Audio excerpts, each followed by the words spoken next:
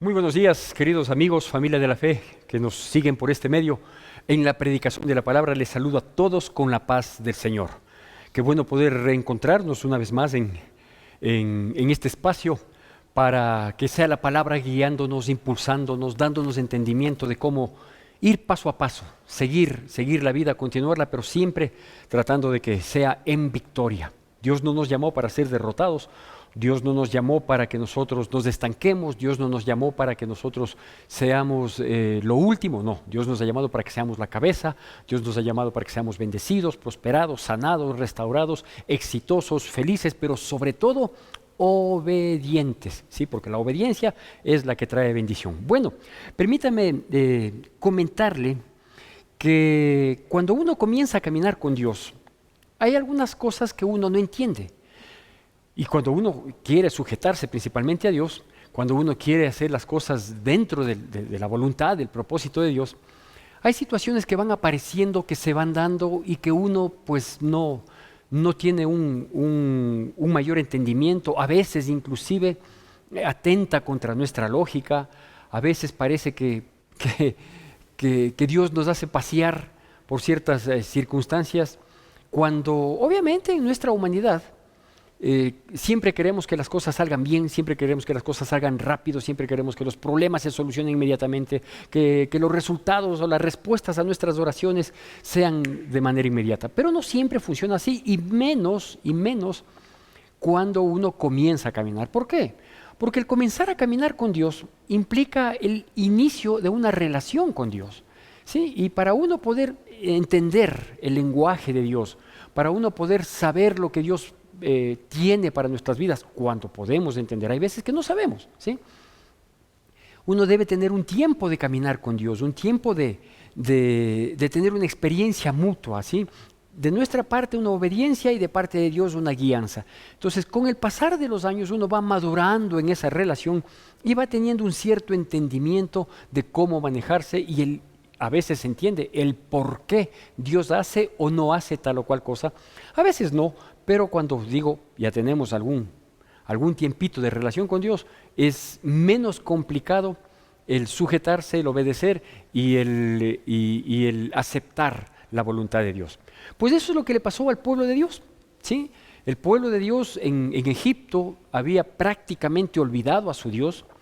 Las generaciones que nacieron en Egipto más bien nacieron con una fuerte influencia idolátrica y doctrinaria y espiritista de los dioses egipcios, de tal manera que si bien se transmitía la historia de su pueblo, se transmitía las bondades de su Dios, se transmitía la información, ¿sí?, de este Dios de generación en generación vía oral, pero a pesar, digo, de esa transmisión, la influencia de lo que ellos vivían, ¿sí?, era bastante fuerte. Entonces esto llevó a que ellos prácticamente no lleguen a conocer, tenían un entendimiento, tenían una información de su Dios, pero ellos no tenían una relación con su Dios. De tal manera que cuando Dios visita a su pueblo frente a la aflicción que estaban viviendo en Egipto, y luego le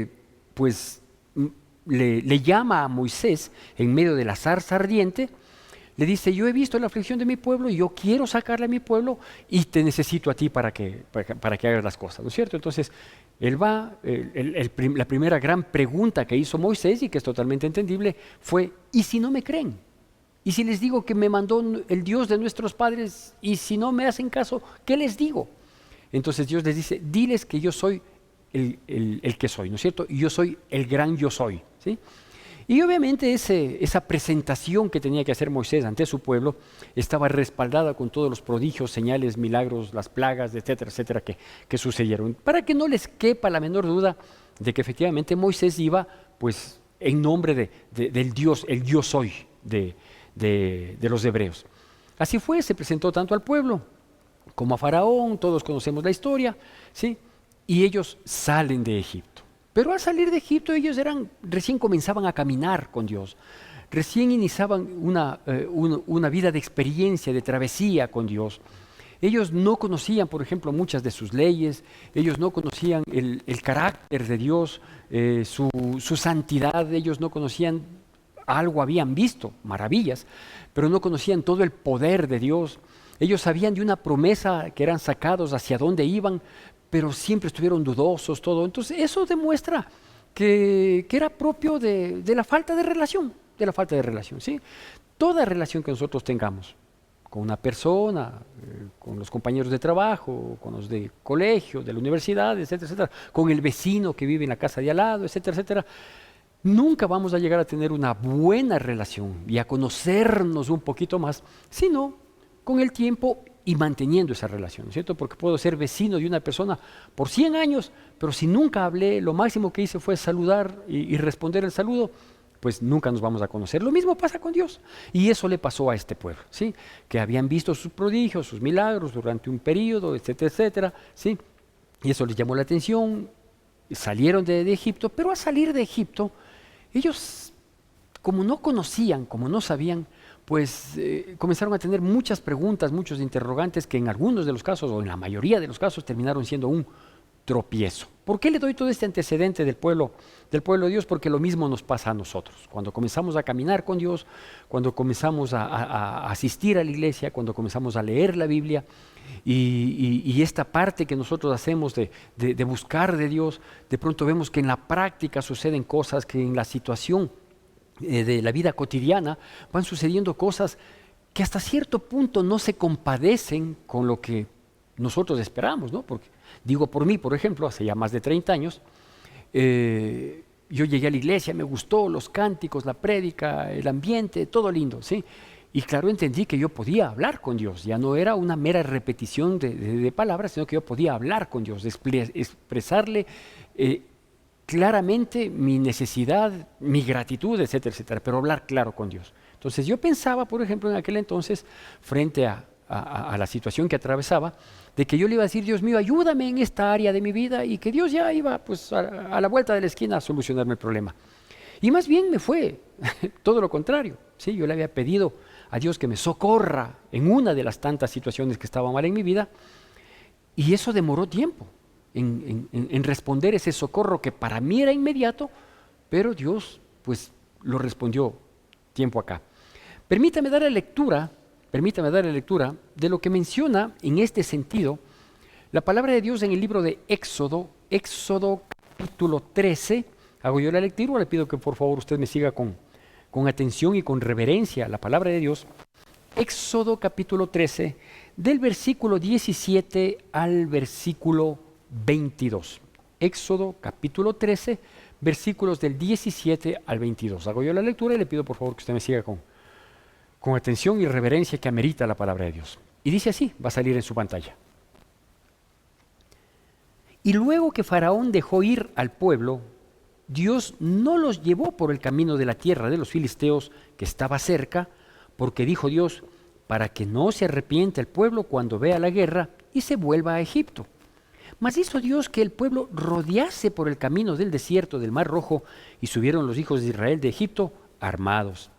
Tomó también consigo Moisés los huesos de José, el cual había juramentado a los hijos de Israel, diciendo, Dios ciertamente os visitará y haréis subir mis huesos, he aquí con vosotros. ¿Sí? Y partieron de Sucot y acamparon en Etam, a la entrada del desierto. Y Jehová iba delante de ellos de día en una columna de nube para guiarlos por el camino, y de noche en una columna de fuego para alumbrarles, a fin de que anduviesen de día y de noche. Nunca se apartó delante del pueblo la columna de nube de día, ni de noche la columna de fuego. Bueno, aquí nos dice, ¿no?, que el pueblo, una vez que había salido de Egipto, comenzó no solo una aventura con Dios, sino que le tocó comenzar a conocer a Dios y cómo Él trabaja, a conocer su voluntad, su soberanía, su potestad, que Él sabe cómo hace las cosas. Él sabe cómo hace las cosas, sí. Este pueblo que necesitaba relacionarse, este pueblo que necesitaba saber un poco más de ese Dios. Y mientras iba conociendo a este Dios, tenía que ir desechando a los dioses, a las creencias, a las doctrinas que habían sido de fuerte influencia en Egipto. Y claro, aquí yo quiero destacar un primer punto, un primer aspecto en estos pocos versículos, ¿no? Dice que una vez que el pueblo salió de Egipto, Dios no le llevó por el camino más cercano, ¿sí? Que dicho de otro modo, podría ser el camino más lógico, el camino más obvio, el camino más económico, como usted lo quiera ver, ¿sí? Sino que les llevó, dice, a dar una vueltita por alrededor del desierto del Mar Rojo. El primer aspecto que nosotros debemos entender cuando comenzamos a caminar con Dios, cuando queremos verdaderamente sujetarnos a Él, cuando queremos que Él nos guíe, cuando queremos decirlo, Señor, de aquí en adelante yo quiero hacer tu voluntad en tu tiempo y de tu forma, de tu manera, es que el camino más cercano resulta peligroso, ¿sí? Primer aspecto. El camino más cercano resulta peligroso. Siempre, no siempre, pero cuando uno está comenzando a caminar, cuando uno está comenzando a obedecer, cuando uno ha comenzado a comprometerse con Dios para dejarse guiar, para dejarse llevar, ¿sí? Pues hay veces que uno dice, no, Dios mío, por favor que la situación sea así, inmediata. Por favor, haz esta situación. Por favor, que se manifieste de este otro modo. Que lo que te pido me respondas inmediatamente. Y Dios se toma su tiempo. Por eso le digo que el camino más cercano a veces resulta peligroso. ¿Cuál era el peligro que ellos tenían aquí? Bueno, pues el peligro es que si el camino más cercano tenía que hacer atravesar por el territorio de los filisteos eran una nación guerrera, valiente, fuerte. Entonces dice, vaya, que esto es un problema y declinan y quieren regresar y recién están saliendo. Entonces Dios dice, ve, es preferible que no te responda a todas las oraciones del modo que pides, ahora que has dispuesto tu corazón. Cuando hablo de comenzar a caminar, no estoy hablando solo de los primeros creyentes, ¿sí? O de los iniciales creyentes. Estoy hablando a veces a muchas personas que han pasado en la iglesia 5, 10, 15, 20, 30, 40 años, pero que nunca han caminado con Dios, ¿sí? Es decir, han ido a la iglesia por 40 años, han acudido a los programas especiales de la iglesia, tienen la costumbre de orar en ciertas circunstancias, sea en las comidas o en los apuros, ¿sí? De cuando en cuando han leído la Biblia, algún rato en Semana Santa ven una película de historia bíblica, etcétera, etcétera, ¿sí? Entonces, cuando estoy hablando de aprender a caminar con Dios, no estoy hablando de las personas que recién se han convertido a Cristo Jesús, sino que estoy hablando de ellos y de las personas que deciden en cualquier época de su vida cristiana, entre comillas, deciden comenzar a caminar con Dios, ¿no es cierto? Entonces, ¿qué es lo que sucede? Que cuando uno ya decide comenzar a caminar con Dios, Dios nos toma de la mano, pero Él nos guía por donde tenemos que ir, porque ve que de pronto el camino que se nos presenta de inmediato, si Dios nos llevara por nuestra lógica, por lo que nosotros consideramos conveniente, lo más probable es que eso sea peligroso y nos haga desistir, ¿no es cierto? Yo recuerdo, a propósito en mi vida cristiana, cuando comencé a caminar con Dios, ¿sí? Que fue enseguida de lo que llegué a la iglesia y de lo que conocí y acepté a Cristo Jesús en mi corazón, uno de mis grandes problemas, quizás el que yo consideraba que era más urgente, más inminente, era el aspecto económico. ¿Sí? Si bien tenía trabajo, a mi esposa, a mi hijo, etcétera, etcétera, pero no me alcanzaba el dinero, ¿sí? Y yo cuando ya llegué a los caminos de Dios, le dije, Dios mío, ayúdame, bendíceme, dame otro trabajo, dame posibilidades para yo mismo trabajar. Yo puedo trabajar 24 horas al día, pero dame chance, ábreme puertas de bendición. Y oía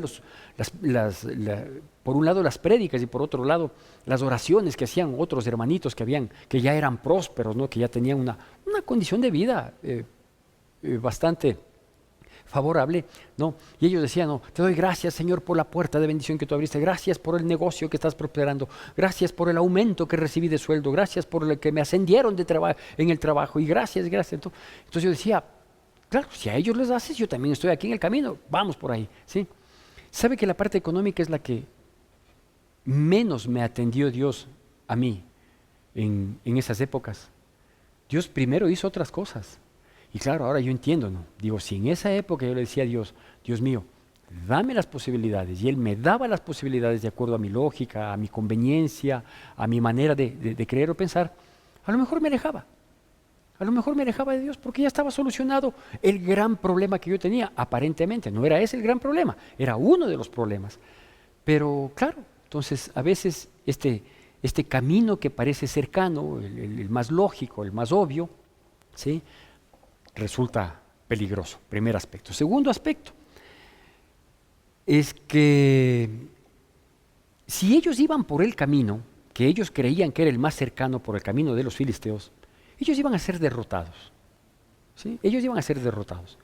Ellos salían primero en una situación anímica un poco difícil, porque salían con la incertidumbre de que estamos dejando una vida dura, dolorosa, pero hasta cierto punto segura.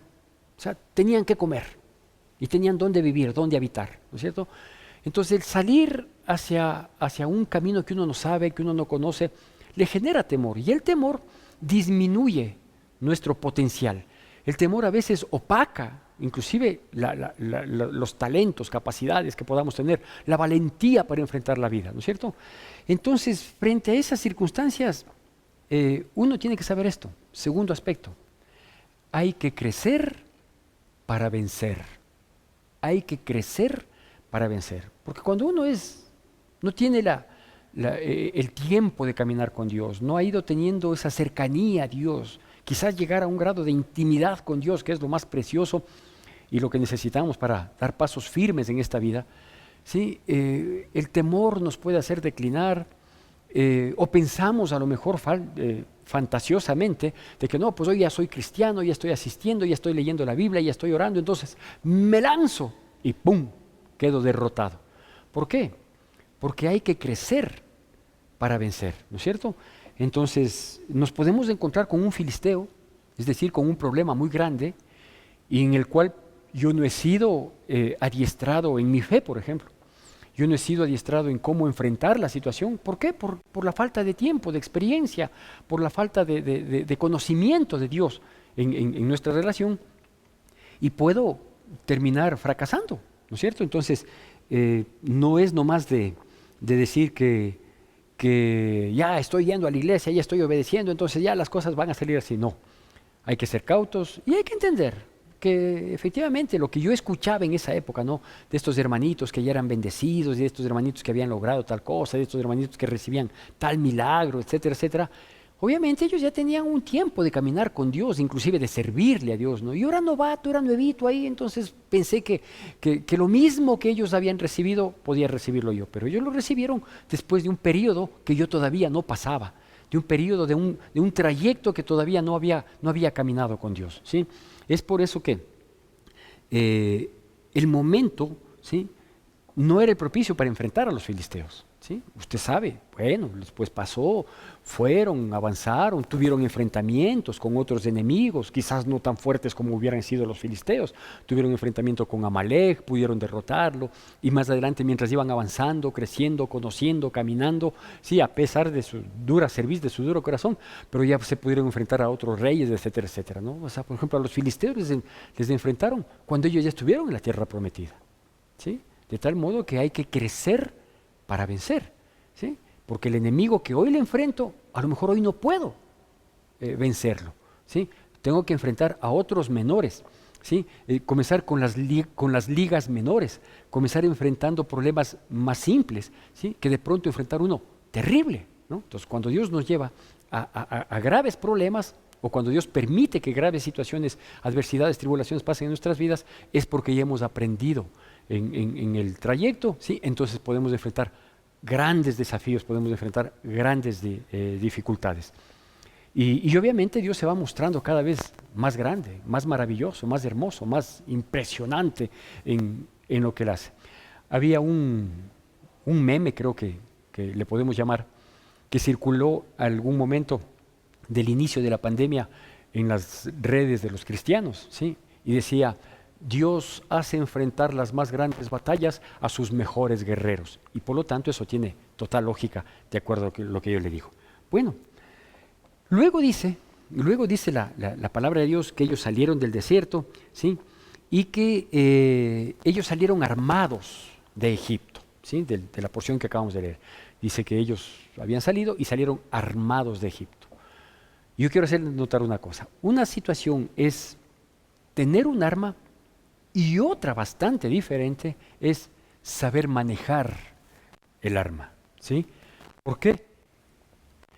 Porque cuando uno le da un arma a alguien que no sabe manejarlo, lo más probable es que no le va a sacar el beneficio, el provecho debido, y hasta puede herirse a sí mismo con un arma, ¿sí? La palabra de Dios, por ejemplo, dice que su palabra es como espada de doble filo, ¿sí? Entonces, una espada es un arma de ataque y de defensa, ¿sí? Y si yo no sé manejarlo en esos dos sentidos, como ataque o como defensa, a lo mejor me ataco a mí mismo y termino defendiendo al enemigo, ¿sí? ¿A qué me refiero con esto? Me refiero a este tercer punto que yo quiero destacar, y es que en el caminar nos va armando Dios. El caminar nos va armando. Yo puedo salir, como le digo, con armas. Ellos salieron armados, así dice la palabra de Dios específicamente al final del versículo 18. Dice que ellos salieron de Egipto armados. Ellos salieron armados, pero no tenían la destreza, no tenían el conocimiento, no sabían cómo manejar esas armas, ¿sí? Entonces, Dios no nos desampara, Dios no nos deja y nos permite que nosotros podamos enfrentar las duras batallas de la vida cuando hayamos ido desarrollando el conocimiento de cómo manejar esas armas. El arma de la oración, para que nuestra oración sea una bendición en nuestras vidas y no algo que termine afectándonos. Yo mencionaba, y usted lo recordará si es que me sigue en las charlas que damos de los lunes, de los días lunes y los jueves. El del día lunes es la réplica del culto del día domingo. Yo mencionaba, creo que hace un par de domingos, si mal no recuerdo, que en los inicios de mi caminar cristiano yo había orado a Dios pidiéndole que a mi hijo le sane y que conmigo cualquier cosa. Entonces fue una oración, ¿sí? Con mi hijo nada, conmigo cualquier cosa. Mi hijo se sanó y yo fui a parar en el hospital, ¿no es cierto? Entonces imagínense, la oración es un arma para enfrentar la vida, ¿sí? Pero una oración mal hecha termina perjudicándome, ¿no? Entonces, sí salieron armados de Egipto, ¿sí? Dios tiene armas para darnos, pero es necesario que nosotros aprendamos a manejarlas. Y la manera de manejarlas es dependiendo de Dios, que Él nos vaya instruyendo cómo hablo, cómo digo, cuándo callo, cuándo ataco, cuándo defiendo, etcétera, etcétera. Y digo, esto es mientras uno va en el caminar con el Señor. Un siguiente punto, y que es maravilloso, es saber que Dios jamás nos desampara, ¿no? Jamás nos desampara. Dice que apenas salieron de Egipto, y esto ya lo mencioné en prédicas anteriores, pero no en el sentido que lo quiero abordar el día de hoy, que cuando el pueblo salió de Egipto, se apareció una nube, ¿no? Y dice que esta nube les guiaba, ¿sí? Durante el día, y en la noche esta nube se volvía una nube de fuego para alumbrarles. Pero nos dice cuál es el propósito. Pues el propósito de que haya una nube guiando y que en la noche se convierta en una nube que aparte de seguir guiando, les alumbrara, era para que no se detuvieran jamás. ¿Cuál es este cuarto aspecto que quiero destacar? No detenernos jamás. Si algún altísimo riesgo tenemos en nuestra vida en el caminar cristiano, y lo digo esto porque tengo ya 31 años de estar en los caminos del Señor, y estoy aproximadamente 25 años sirviendo a Dios a tiempo completo, y he permanecido los 31 años de mi vida cristiana en la misma iglesia, en la misma denominación. Obviamente comencé en mi iglesia cuando era pequeñita y era una sola pequeña congregación. Ahora, gracias a Dios por su misericordia, a favor, somos algunas congregaciones, y yo desde hace aproximadamente 25 años estoy hecho cargo ya como pastor de una congregación. He visto este riesgo que existe en la gente que llega a la iglesia, ¿sí? Que no todo el que llega es cristiano, llegan y se van haciendo cristianos, ¿sí? Es el riesgo de que la gente a la vuelta de la esquina decline, sí, desmaye, no quiera continuar, por A o B circunstancias, algo le disgustó, se fue, desapareció, se cansan, yo no sé qué, pero yo sí, lo que sí sé es que hay un sinnúmero de pretextos para declinar. Muchos de ellos, por ejemplo, son disgustos, molestias respecto de las personas, ¿no? O sea, el pastor es así, la esposa del pastor, los hijos del pastor, la familia pastoral, por ejemplo, a veces termina siendo un tropiezo para para las personas, ¿sí? O otro tropiezo son las personas que intervienen en la iglesia, sean las personas de la alabanza, sean los maestros o maestras de escuela dominical, sean los hermanitos que recogen las ofrendas, de todas las personas que trabajan en una iglesia, a veces terminamos siendo tropiezo. No necesariamente porque seamos tropiezo, no necesariamente porque hagamos malas cosas, no necesariamente porque deliberadamente querramos causar daño, sino porque la gente pone los ojos en la gente, en los hombres, ¿no es cierto? Entonces, hay gente que no le gusta tal o cual cosa y que a otro le puede encantar, ¿no? Y algún rato yo oía una prédica en este sentido y, por ejemplo, el pastor decía, a mí como pastor, oía esto en esta prédica, decía, a mí como pastor me gusta que mi esposa esté siempre bien presentada, siempre bien elegante, siempre linda, siempre bien vestidita, perfumada, arreglada. A mí me gusta que mi esposa esté una reina, ¿no? Y que obviamente al ir a la iglesia, sabiendo lo que implica ir a la iglesia, pues esté con sus mejores galas. Decía el pastor así. Y él mismo decía, pero ¿sabe qué es lo que pasa? Que son pocas las personas que coinciden con mi criterio y dicen, qué linda la esposa del pastor, siempre está bien arregladita, siempre está guapa, siempre está elegante, pero son pocas. Sí, pero son muchas las personas que dicen, ¿qué es pues la hermanita esposa del pastor? Parece que viene a desfile de modas, es el ícono, que viene a sacar pique, viene a concurso de belleza, que no sé qué. Entonces se da cuenta, un acto normal, sí, nacido de la espontaneidad de nuestros corazones, el hacer algo a unos puede gustar, a otros disgustar y a otros inclusive hacer tropezar. Por eso digo, a veces es el pastor y su familia, somos el objetivo principal de la crítica, ¿sí? O los hermanos que participan en el altar, principalmente en el púlpito, ¿sí? El grupo de alabanza, los que dirigen el culto, los que dan una indicación, los que reciben en la puerta, a veces eso de que sean muy efusivos, muy amorosos, qué lindo hermanita que ha venido, qué gusto verlo, usted siempre tan guapa, bien, pase adelante, que no sé qué. O unos dicen, qué lindo, qué amable que es el hermano, otros dicen, qué antipático, qué meloso que es este, ¿no? Entonces, es terrible, digo, ese tipo de cosas, sumadas a usted vaya a saber qué, ¿sí? A veces la gente le hace detener, ¿no? Pero aquí dice que apareció esa nube, ¿sí? Que es la presencia de Dios, para guiarles todo el tiempo, ¿sí? Durante el día, cuando ellos pueden tener una claridad de entendimiento, amén. Y en la noche, para alumbrarles, ¿sí? Y todos tenemos tiempos de día y tiempos de noche. Hay el tiempo de día, es el que uno camina confiado, tranquilo, seguridad, ve hacia dónde va, tiene un horizonte, etcétera, etcétera. Pero el tiempo de noche es un tiempo de incertidumbre, de duda, de cansancio, de aflicción, ¿sí? Y Dios quiere alumbrarnos. ¿Con qué propósito? No detenernos jamás. Y el último aspecto que es necesario que nosotros veamos, ¿sí? Es que Dios quiere que efectivamente, así al igual que la nube, que nunca se apartó, que nosotros sepamos que Dios nunca abandona. Quinto y último aspecto, Dios nunca abandona. ¿Por qué falló la gente en ese trayecto del desierto? ¿Por qué de todos los que salieron